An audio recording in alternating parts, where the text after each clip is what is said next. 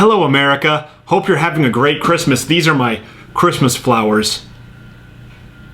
They're not real.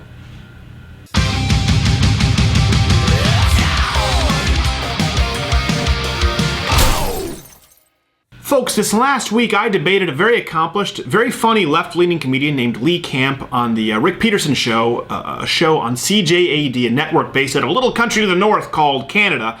And the only reason I show you this debate, or parts of it actually, you can get the full debate over at the National Center channel. Link is right here, and that's like 10 minutes, so I can't feature it here. But I do this all the time. The reason I'm featuring this one is because A, I could actually get a digital copy, but also it's very indicative of the mindset I've run into when debating the Occupy movements and comparing it to the Tea Party. I've been doing that a lot lately, really since this movement has started. I'm one of the few people who's managed to make it out to many cities and experience it all across the country. So let me show you a little bit right here. I think you probably get a lot of people at the Occupy movement who just are frustrated and don't really know what to do.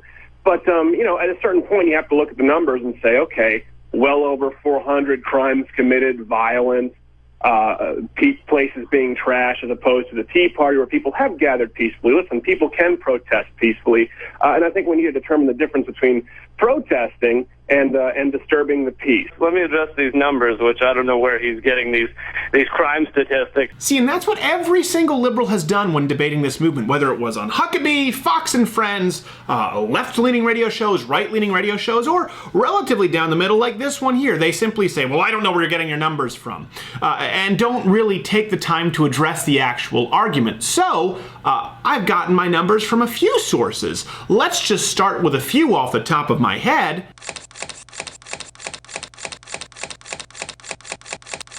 I would list the hundreds more, but I don't have the hard drive space. If you folks go to biggovernment.com, John Nolte has an official list with over 400 incidents involving crime, rape, and theft. And you'll see he never goes on to address the argument, but instead goes on to take the route of trying to appease people emotionally. I think that should be looked as something beautiful, and rather than, oh, look at all the crimes, oh, look, a homeless person did something, oh, it's so, these occupiers are horrible people. How about the fact that we aren't going to kick them out and we're going to let them have free food and free clothing and that kind of thing? All right. Well, if I can address that, firstly in Zuccotti Park, you turn them away. In places like Denver, they weren't turned away. They absolutely were not, and I don't know where you got that.